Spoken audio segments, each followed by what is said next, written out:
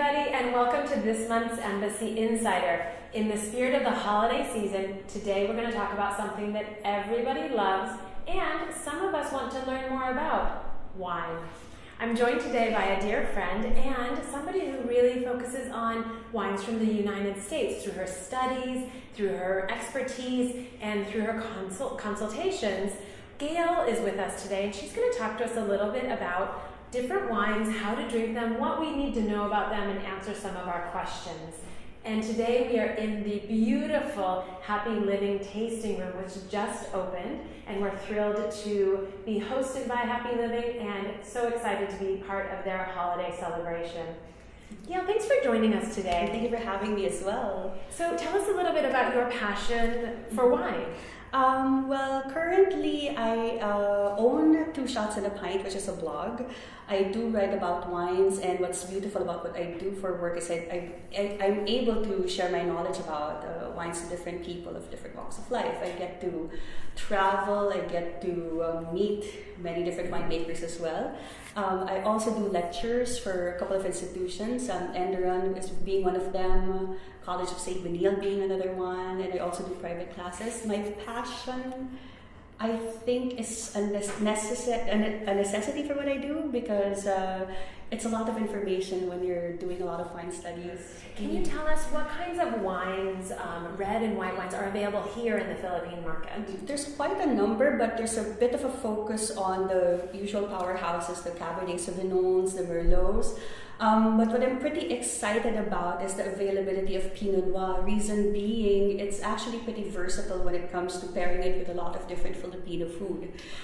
That, and since we're touching up on the topic of California, they have this this grape varietal called the Zinfandel. Mm-hmm. They have made an industry on Zinfandel, and Zinfandel is actually, after making a lot of experiments with food and wine pairing, does really good with Filipino food. How interesting. Now, will we be tasting a Zinfandel today? Yeah, we'll be tasting a Zinfandel later. This is the Beringer Founders Estate Zinfandel. What's pretty interesting about it is that Beringer as a brand has made a name for themselves when it comes to Zinfandel. Yeah, so like honestly, perfect for Philippine cuisine, yes. Perfect for Manila. Yeah, and actually, at one point I did an experiment with what is called a chicken in a sal here. Mm-hmm. It actually worked with that. So yeah, it goes against the rule of doing red meat with red wine, white meat with white wine. It actually went fantastically well. Let's talk a little bit about those rules. But first, I see you already have something bubbly served for the holiday season. Yes, for sure. If you can see the bottle right there, yes. Okay. Yes. That's Schramsberg? Yeah, Schramsberg. Okay. Yeah, it is a Blanc de Blanc, which means that it is a sparkling wine from all white grapes. Okay. So it will give you a characteristic of a little bit of something that is creamy. I figured we could start off the afternoon, this discussion, with a sparkling wine, because it's quite festive and it is like something that you would want to have for your holiday season. Sounds good. Yeah. So what do I know? What do I need to know before I try it? Is there a special way that we're supposed to drink this? Not necessarily, because it is a sparkling wine, and what you want to be able to do with this is to just enjoy it. I normally recommend sparkling wines as an appetizer wine. It goes well with everything from hors d'oeuvres to across the board for Filipino style hors d'oeuvres and like European style hors d'oeuvres as well. So it's fantastically perfect for that. Let's give it a go. Yeah. Well, that's really, really nice. It's nice. Mm-hmm. What I like about the style in general of Blanc de Blanc is the fact that it can stand on its own, but it also pairs well with food. It's not terribly strong. It's right and it's light. Yes, for sure. And I think it would probably be easy to drink. Yes, especially in our weather, because I always joke around that we have a 365-day summer versus a lot of other countries, and it's perfect for weather. Wonderful. Yeah. And so, sparkling versus regular wine, is there a different way? Do you have to sort of smell it, twirl it around? I normally discourage the twirling part when it comes to sparkling wines, because it does have, you don't want to be able to make a mess out of yourself. Pop all of the bubbles. Yeah, you want to be able to have the mousse there, the bubbles, to be able to keep it refreshing, keep it crisp. The texture's nicer if you don't allow it to dissipate. What you can do though, we can probably demonstrate it with this one. What is this one? This is a white Zinfandel. I can teach you how to properly drink wine and impress your guests in a party. Is that this one here? Yes, that is the White Zinfandel. The reason why I decided to feature that as well for this afternoon is that a lot of the discussion for today will be geared towards the Filipino palate.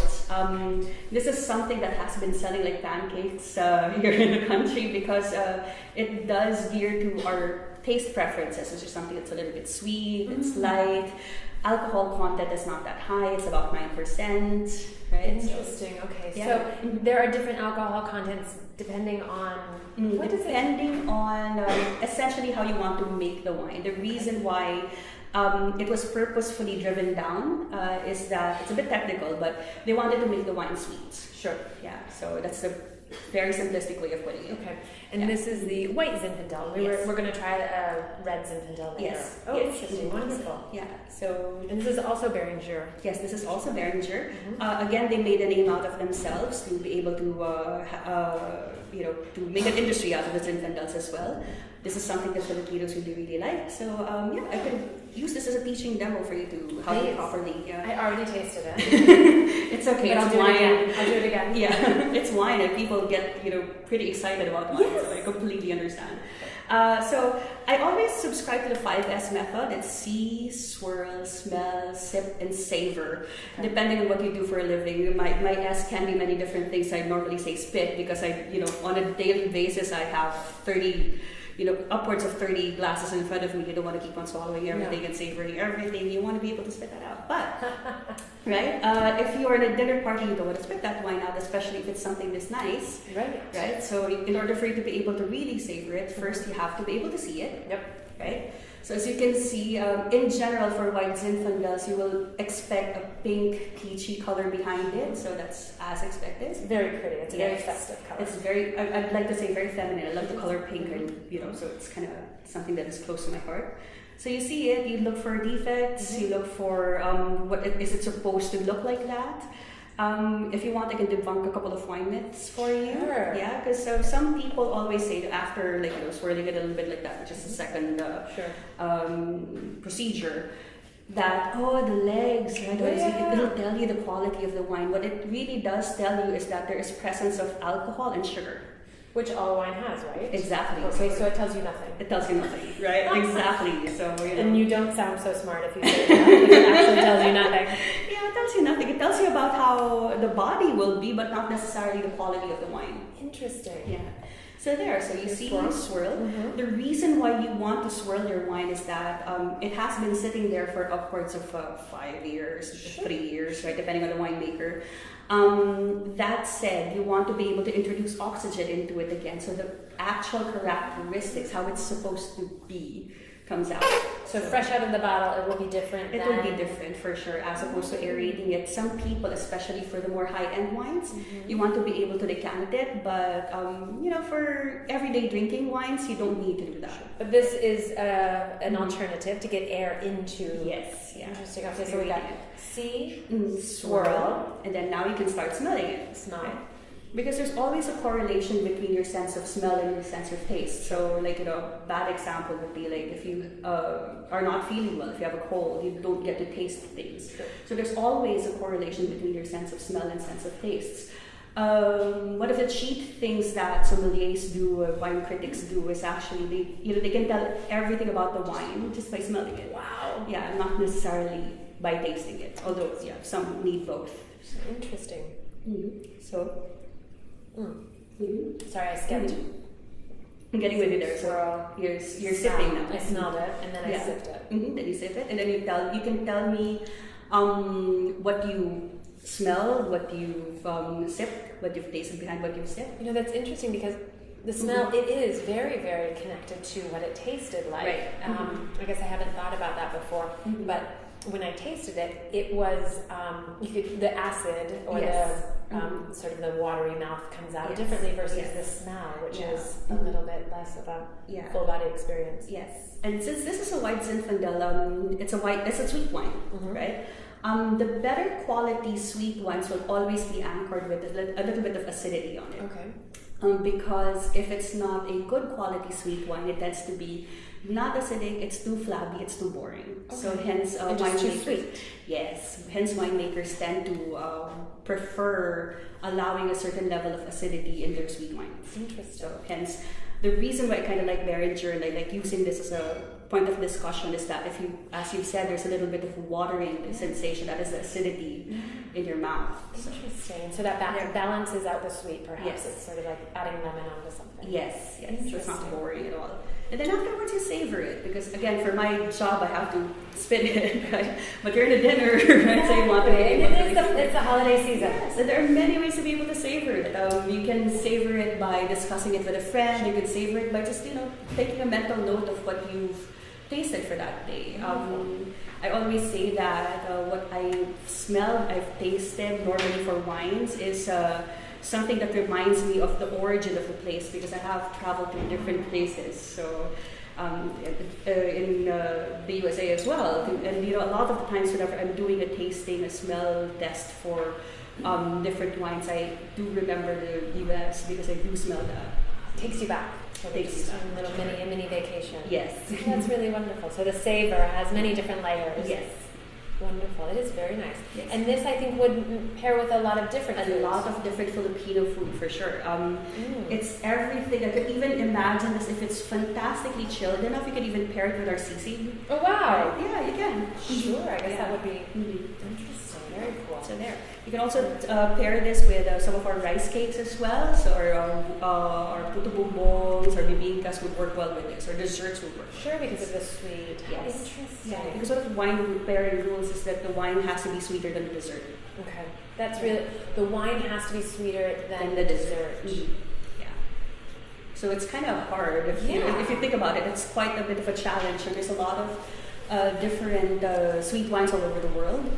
This is actually pretty versatile when it comes to desserts because, as you've noticed, it's quite sweet. Sure, it is. That's fascinating. Yeah. Wonderful. So from the white Zinfandel, what is our next? We can move on now to our. Let's try our Pinot Noirs. Okay, so What kind of characteristics does a Pinot Noir have? okay, particularly for the U.S. styles, it tends to be a little bit more on the fruit-forward style. Tends to be anchored with a little bit more acidity, precisely because there's always a correlation between how cold the region is versus the acidity.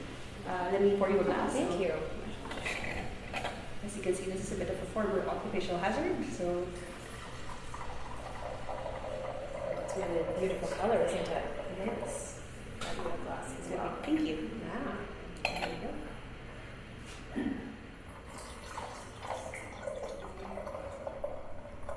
Okay, so there. Some would have a very red cherry fruit characteristic bouncing off of it. Some would have a little bit of an earth element, kind of like mushrooms and truffles even. Yeah. Okay, so we're going to see. So see, It's beautiful, right? you're a fantastic student. Count. Okay, so see, so over there. You can see the color that it is a bit on the younger side. It's not as dark yet because in general, wines tend to darken as they age. Okay, I was going to ask because as I look through it, I can see through it. Yeah. Of course, not like the other two, but it is not quite as dark of a Opaque, color. yeah. Okay, so that's a younger. It's a bit of a younger wine. You can also see the youth, although we don't have white paper on it. The closer it is to pink on the rim, the younger it is. Interesting. The closer it is to garnet, to brown, and the older it is. The older it is. Okay, so see, then swirl to get the air mixed into it, right? Yeah. If you're at that point where you're really well versed, you can even do this. So yeah, I don't want to spill on myself. And that's sort of the legs that you were talking about earlier that doesn't actually indicate much of anything. It does, it has alcohol. Okay. It's such a different scent, isn't it? Yeah, it is. Now, when you hear about wine experts and they can, from the smell, identify chocolate or green onions or bell peppers, or can you do that? Yeah, we can. It's required for me to be able to get my WSET accreditation. But yeah, although it can get pretty clinical. So like for this one, I'm smelling it's quite fruit forward. It's red fruit forward. So you're having red cherries, a little bit of strawberry if you're smelling that. a little bit of, it also has that earthy characters that I was telling you about, right? So the earth I get. I'm not sure about the strawberry. I think I have a lot to learn. Interesting. It's fascinating. Yeah. Mm-hmm. Okay, so we've looked at it, we've swirled it, we have smelled it, and now we get to sip it. Mm-hmm. And now I taste the fruit that you mentioned, especially at the very end. Mm-hmm. Oh, how interesting. Yeah. You can smell it. Yeah. And I like talking about Pinot Noirs a lot, especially in the Philippine context, because one of my favorite life discoveries in this country is to be able to have a U.S. Pinot Noir, right? With our lechon. Our Cebu lechon. I'm sure you're familiar with it. You've had it. Yes, it's beautiful. It's a staple in every Filipino wedding. They brew massive party, right? Especially now that it's in the holiday season, you want to have that on your, on your kitchen, on your dining room. So this is a perfect candidate for that. And so is that because of the sort of heavier flavor in the lechon? You've got the sort of garlic and the fat and the richness of the meat would balance out. Is that what you're looking for, or what is it in the lechon that would balance well with Pinot Noir? What you're looking at is because in general, this is very particular about U.S. Pinot Noirs especially. There's an element of acidity, as you can get from, feel it for sure. So you need that to be able to fight the fat that you have from the lechon, because it tends to be quite greasy. Sure. Right? So you need to be able to have that to balance it out. And similarly, the problem with something as big and as powerful as Cabernet Sauvignon is that Filipino cuisine in general tends to have a lot of different light flavors. It's a lot of things going on. So it's everything from our adobo to our calderetas, right? There's a lot of different elements going on. There's not one huge characteristic that's popping out. That said, if you have something like a Cabernet Sauvignon, a Shiraz, it will overpower all those little nuances. So it's instead of that being a marriage, it's a clash. Interesting, because of the delicate, the individual delicate flavors. Yes. That's fascinating. Yeah. I really, really like this. It's a very nice, very, very drinkable. Yeah. I really do like this. It's very nice. Okay, so we can compare that with our second Pinot Noir. Okay. This is from Cambria. It's a bench grade Pinot Noir. Okay, from Cambria. So let's try to compare and contrast. Okay, no social pressure. Yes, it's just social drinking. Social drinking. And learning, part of it, right, is just trying to learn new things and try new things. Now, the color of this is different. Yeah. I will definitely say that. Okay. What do you think is the difference between the two? Which do you think one is the older one? We talked about it, and I have white paper. This one is older because it's darker around the edges. So the second one is... The second one, exactly. For sure. Interesting. See, I already learned something. See, there you go. I like it when it smells different as well, doesn't it? Wait, am I allowed to sip yet? I've swirled, I've seen, I've smelled. There you go. This is considerably bigger, right, as opposed to the first one. Interesting. Right? It's because this particular batch of grapes came from the warmer side of not necessarily extremely warm, but from the warmer side of Santa Barbara as opposed to the previous one. Just a few miles difference. Just a few miles, but it does make a difference. Of course, there's also the winemaking that comes into it. Each winemaker will have their own philosophies. And what about the difference in the year? The difference in the year also matters, that's for sure. So yeah, what matters is the weather conditions of the year of harvest. It's not necessarily the older it is, automatically the more expensive it is. And it goes back to those finicky grapes. Exactly. Interesting. Yes. So this is a very different wine. Yes. It's it is, I think, richer maybe, if that's a word that I could use. Now, what would you pair with this? This one, I think similarly, I'd still pair it with something like a lechon. This one, actually the first one, I'd even venture forth as to, pairing it with our, I don't know if you're familiar with our lechon manok. No. Yeah, so it's roast chicken. Yeah, so you can find it everywhere. There's I don't want to name brands, but there's quite a number. I'm sure I've had it then. I just didn't know what it was called. Roast chicken. Yeah, so there. Interesting. So something as casual as a chicken dinner, not a wedding, but just something for sure. Family chicken dinner. This one I'd even have a second one. It actually, playing around in my head as to what I can pair with it. And even I don't know if you've seen our liempo. So it's beautiful. It will go with that as well. Think about that. Isn't that amazing? Yeah. And so you talked a little bit about Santa Barbara and the weather and the differences. So you've had experiences in the United States. I know you focused on California, but you also recently traveled to New York. Yeah. And New York is not as famous as California for wine. Yeah. New York State in general is actually much known for their Finger Lakes regions, which is a bit more of a dry. Sure.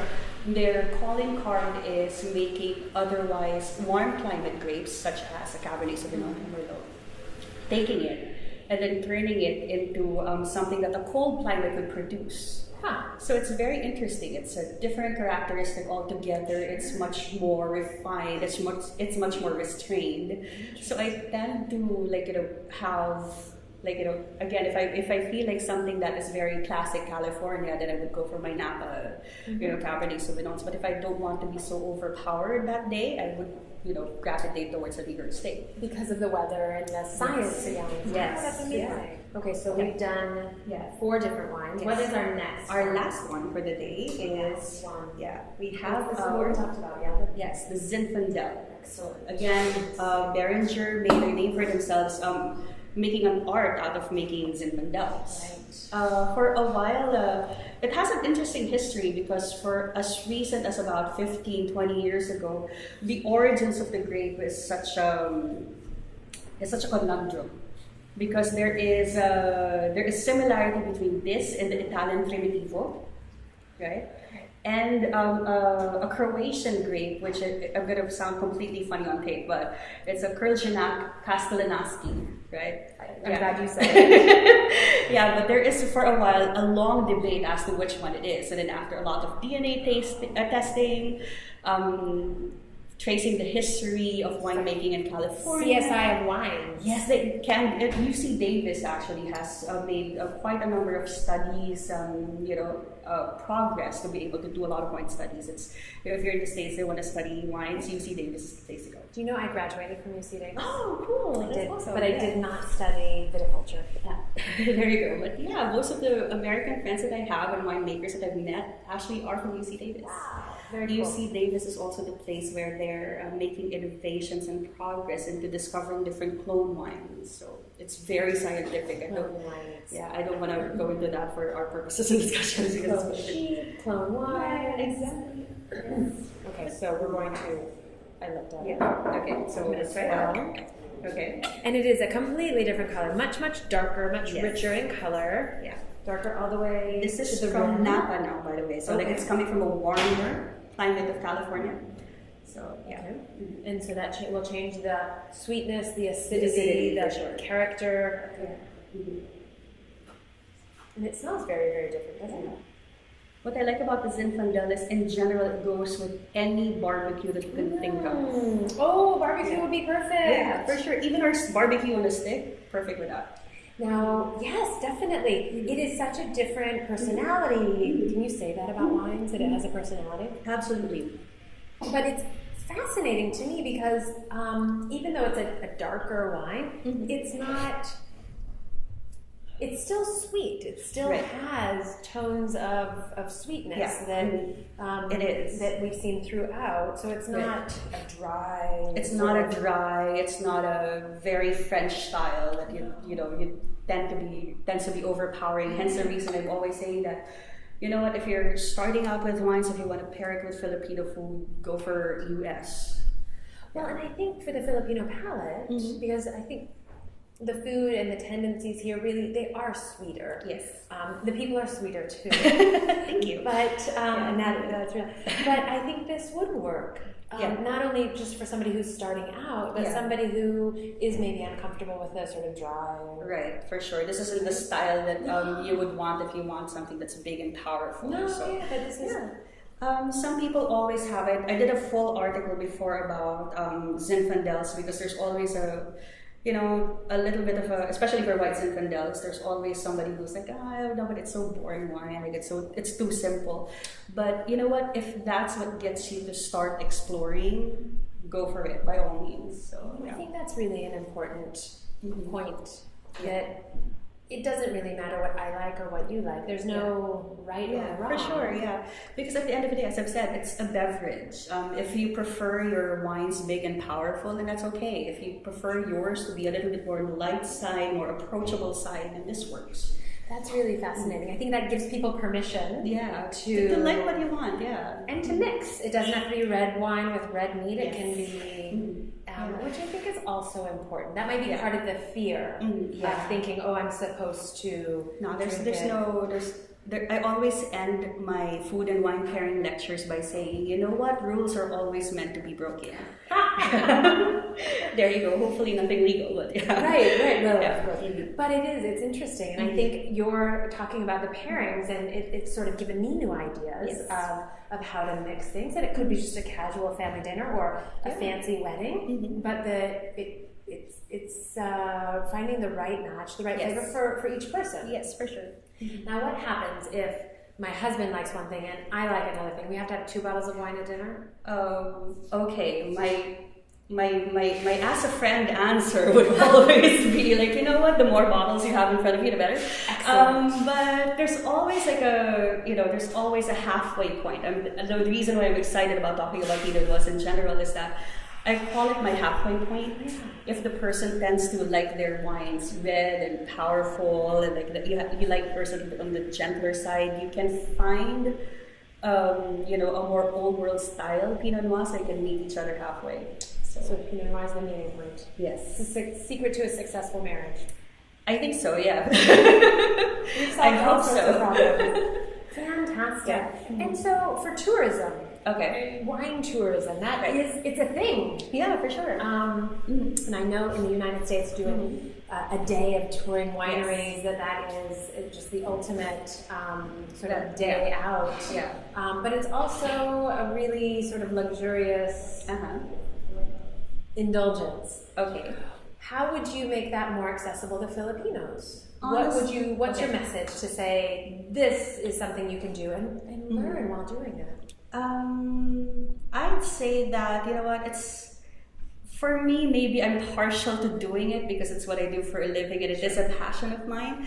But for people who are starting out when it comes to wines, what I particularly appreciate about the culture in the United States, if you do wine tourism there, people are very, very welcoming, and they're very, very, in my 100% of the time in my experience in the United States, winemakers, people behind the counter are very eager to share what their wines are all about, what the region is all about. So yeah, it's something that you might want to look forward to if you're coming from here and you want to start getting into wine tourism. Interesting, fascinating way to see the world and learn at the same time, and maybe enjoy. Yes, a little bit. Well, any parting thoughts about wine before I finish my 5 glasses of wine? I will help you there. But yeah, don't be scared. Again, there's so much to learn. There's so much that's accessible information that now available online. If you travel, you see a lot. So don't be afraid. Don't be afraid to experiment. Don't be afraid to find that wine that will really whet your appetite for the rest of your life. In my line of work, I've had wines which have really moved me, and I've had wines which are a staple in my cellar at home. So yeah. Interesting. So it is a passion. It is a passion, and I think you need it for what I do. So of course, but it's wonderful to see. And thank you so much for sharing your passion with us. Thank you for having me as well. Also, all of the information. I know that I learned a lot, and I hope that all of you learned a lot as well. Gail, thank you for joining us. Thank you so much for having me. I really, really appreciate your suggestions. I'm excited to try the pairings. Yes. I'm also excited to perhaps take some of these wines to the upcoming holiday parties, because in the Philippines, Christmas is a whole other thing. It's if I'm not mistaken, it's the longest Christmas season on earth. And I love it. September. I love it. Well, thank you so much, Gail. I really, really, really appreciate it. And thank you all for joining us today. I hope that you learned a lot about wines from the United States, and I hope that the education about drinking wines, the bubbles, the color, the taste, the pairings, helps you make a decision to try some new wines this holiday season. Thank you very much for joining us for an Embassy Insider. Happy holidays.